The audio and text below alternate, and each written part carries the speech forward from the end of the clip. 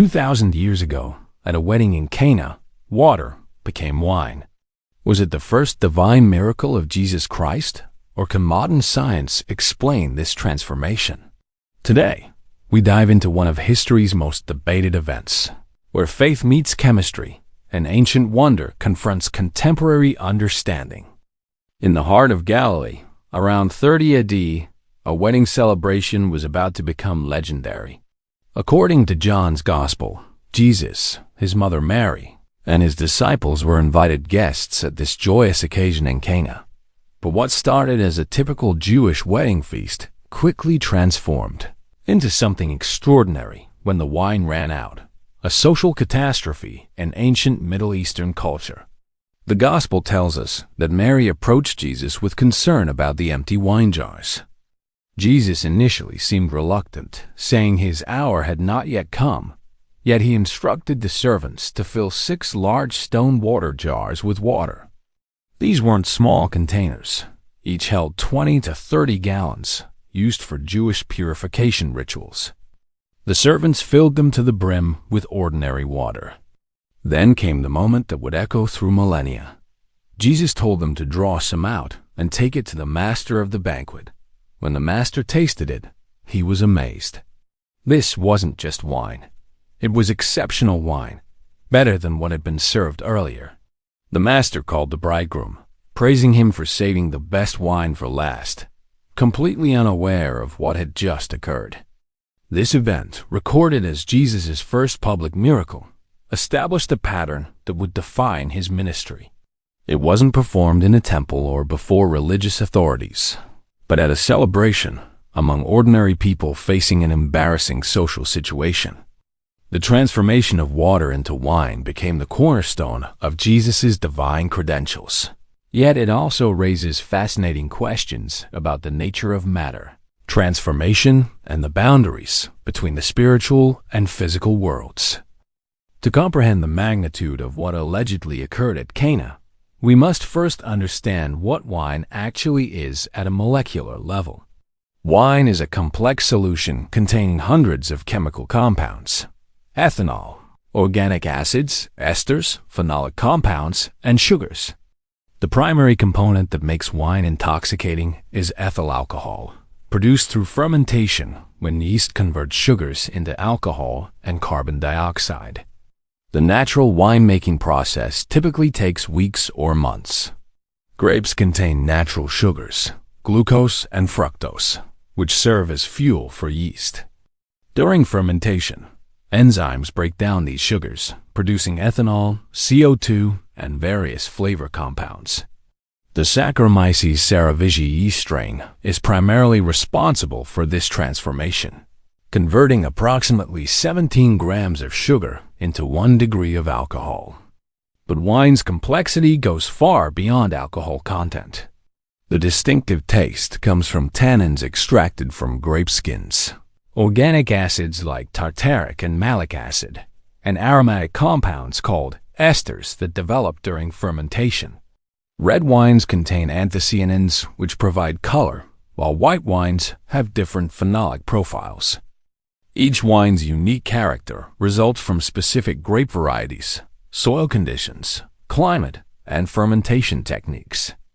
If we consider the Cana event from a chemical perspective, water, composed simply of H2O molecules, would need to spontaneously rearrange into this incredibly complex mixture. This would require not just the creation of ethanol, but the simultaneous formation of hundreds of organic compounds in precise proportions. From a purely scientific standpoint, such instantaneous molecular reorganization defies our understanding of chemistry and physics. The master of the banquet's reaction suggests this wasn't just any wine, but superior quality wine, implying not only complex chemical composition, but also the subtle balance that characterizes aged, well-crafted vintages. This detail adds another layer to the mystery. If miraculous, why would divine intervention produce not just wine but exceptional wine? Modern science has proposed several hypotheses to explain the Cana event through natural phenomena. Some researchers suggest that Jesus might have used knowledge of advanced chemistry unknown to his contemporaries. One theory proposes that certain chemical compounds could rapidly ferment sugars present in the water or containers, creating an alcoholic beverage quickly. Dr. Michael White, a biblical scholar and chemist, has explored whether ancient techniques could produce rapid fermentation. He points to historical evidence of concentrated grape extracts that, when mixed with water, could create wine-like beverages almost instantly. These extracts, similar to modern wine concentrates, could have been concealed in the stone jars or added surreptitiously to the water. Another scientific explanation involves the possibility of chemical reactions using naturally occurring compounds. Some researchers have experimented with enzyme preparations that can convert starches or simple sugars into alcohol within hours rather than weeks. However, these modern techniques require specific conditions and additives that wouldn't have been available in first-century Palestine. The sleight-of-hand theory suggests a more straightforward explanation. Jesus or his accomplices might have prepared wine in advance and substituted it for water through careful misdirection. Ancient amphitheaters and mystery schools were known for elaborate illusions that amazed audiences.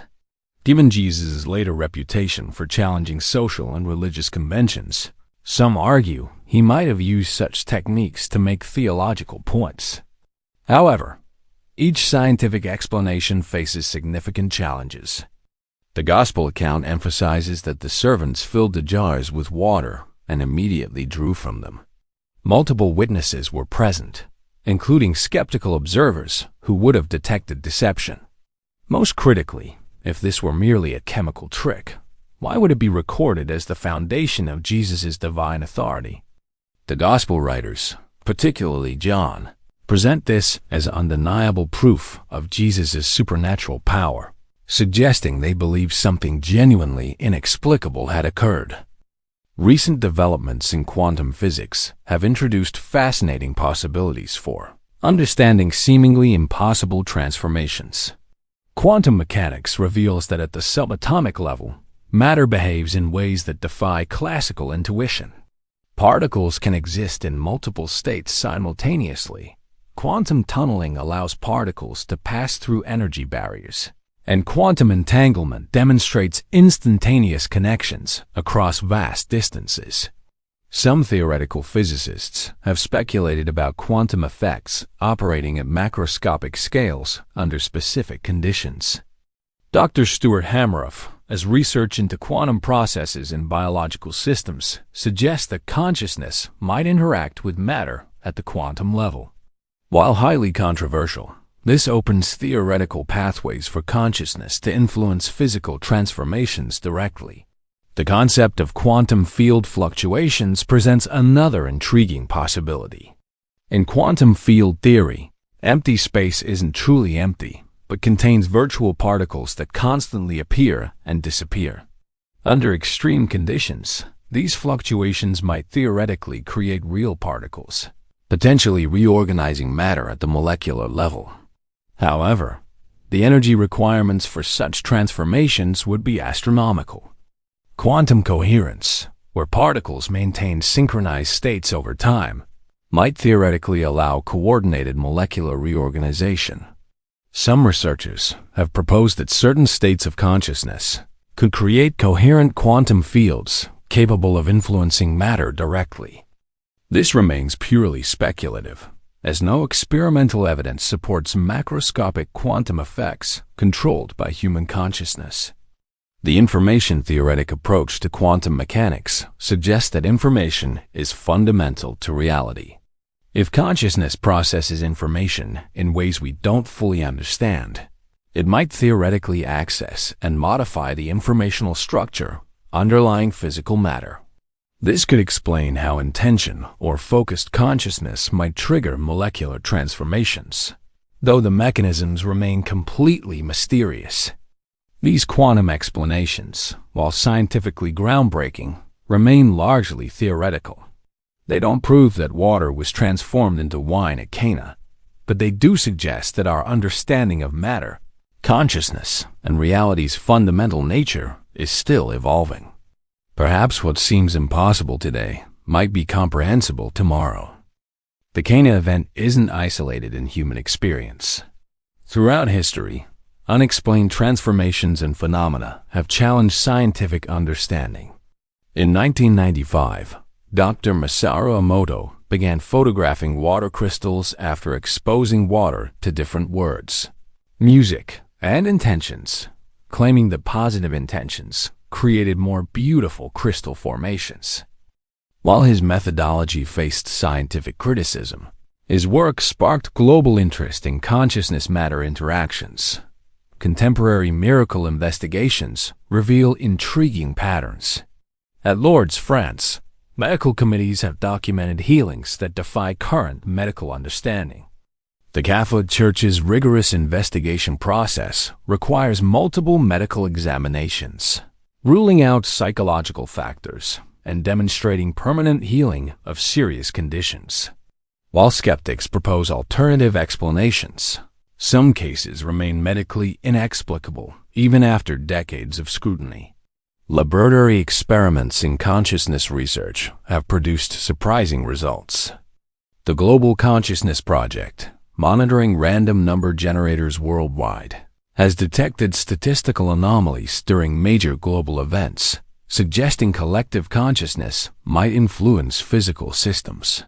Princeton University's PAIR laboratory spent decades studying mind-matter interactions, finding small but statistically significant effects of human intention on electronic devices.